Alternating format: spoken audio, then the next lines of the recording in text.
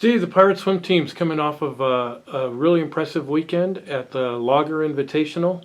The men finished in second place to Division II team. The women finished in third place. Really held up well over the weekend and rallied from lower down in the standings. What were some of the performances that stood out to you that led to those team accomplishments? We had a great performance from top to bottom on the men's team and the women's team. We were sharp going into it, a little bit rested from Thanksgiving break and, everybody getting a little bit of time at home, and it showed. We swam really, really well. A lot of lifetime best times. Almost everybody had something to feel good about, and season best times across the board, almost 100%. I would say performances that stood out. Michaela Parrish is a freshman for us on our women's team this year. She won a 5:08 in her 500 freestyle, 17:48 in her mile. Those were big, huge lifetime PRs for her. Almost a half a minute in that mile. And it was very rewarding for her because she had been on a plateau for a while, and it was nice to see her sort of bust through. Zach Washburn. His sprint freestyles were great. Puts him right on the cusp of qualifying for NCAA cuts and things like that. He's getting closer and closer there.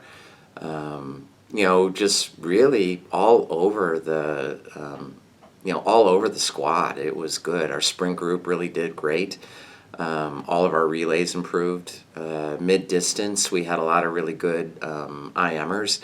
That laid down some good times. Distance group, same thing. The 500s were definitely a highlight, particularly on the men's side. It really kind of gave us a big sort of boost and got the ball rolling for us. And it was one of those meets where we had so many good swims that it started to feed off of itself a little bit, where people were just kind of feeding on that energy, and it almost kind of became the expectation for the group.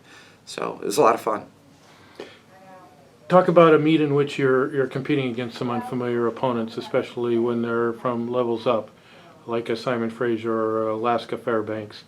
Does that give the swimmers extra energy, or do they even pay attention to who they're racing against? I think it absolutely does give the swimmers extra energy. I think we're all like that when we get the opportunity to swim around great swimmers. It levels up our own performances a lot of times. It just...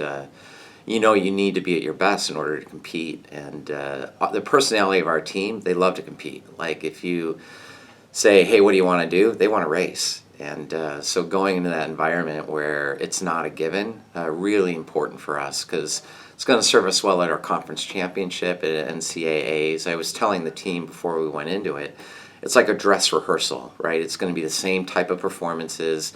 The same high level that they're going to have to go at our conference meet to get their second swims. And then for those that are going on to NCAAs, you need the Simon Frasers, those high-end Division II teams, because when you get to that national meet, that's the level of swimming that you need to expect. And we don't always, you don't always get that when you're swimming teams you're familiar with. To have the unfamiliar, I think, is really important for us because it forces you to kind of step up a little bit.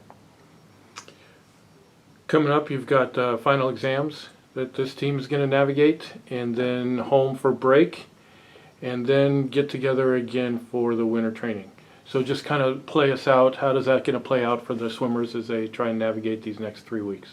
Yeah, so very busy time for us. This week, it's like, okay, we need to kind of get our training level back up to snuff because we've had a good amount of rest, and it's time to kind of get back to work. And we're going to do that gently because we don't want to injure anybody, so we want to kind of ease our way back into things this week. Next week we head into final exams, so that's going to be a busy time for us. The focus is going to be on their academics. We're still going to be in the pool swimming and doing our thing, but making sure they're well prepared to, put their best foot forward academically. And then as soon as we're done with exams on Friday, the next day we're all getting on planes and we're going to Coronado, and we'll be in San Diego doing training camp there all the way up until the 22nd. And then I'll send everybody home for Christmas. They'll do Christmas and New Year's with their families, and then back to Whitworth for Jan term, and we get into the second half of our season.